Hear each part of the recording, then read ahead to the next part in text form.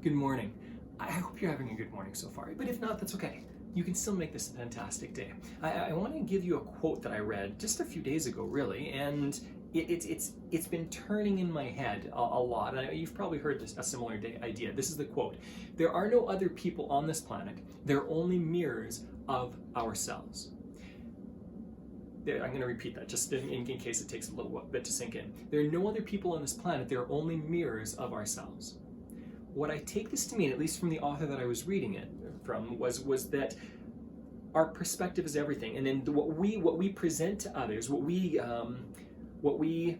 put out to others, it tends to come back on ourselves. So, for example, if you are somebody who tends to be a joyful person, you're going to see a joy around you, because it's going to rub off on people. And if you tend to be somebody who lies a lot or struggles with deception, then you're going to see a lot of other deception around you. That we tend to see mirrors of ourselves. I've often heard it said with other people that there is no trust in a pack of thieves or a den of thieves, right? And generally speaking, this is so I like this statement and I dislike the statement. I disagree with it, by the way. I don't believe that everyone is a mirror of ourselves. Having said that, it makes a point that I think is really important. That is that our perspective is so valuable. And I'm going to challenge your perspective this morning. What are your beliefs? Are your beliefs that people out there are generally good and they want to help each other? Because if that's the case, how does that affect how you interact with others? When you're on the subway or the bus or the train or the vehicle or wherever you are walking on the street, if you believe that people are good, how are you going to interact with people? Are you going to smile every once in a while? Are you going to ask for help every once in a while? Are you going to help others? Yes, because you believe people are good. If you believe people are evil, if you believe people are awful and they're out to get you and everyone's just out for themselves, if that's what you believe, how are you going to interact with people? You're going to hold back. You're not going to put yourself out there as much. You're going to hold back. And guess what happens over time? You tend to surround yourself with people who are similar to your own belief system. Our perspective has an effect on other people. I see this with my kids all the time. If I expect them and I assume that they're capable, they generally show me they're capable. If I assume that they can't do something and I'm hovering over them and I'm fixing things for them, they learn incompetence. They learn, oh, I'm not very good at this because Dad doesn't trust me. This affects everyone around us, but it also affects us.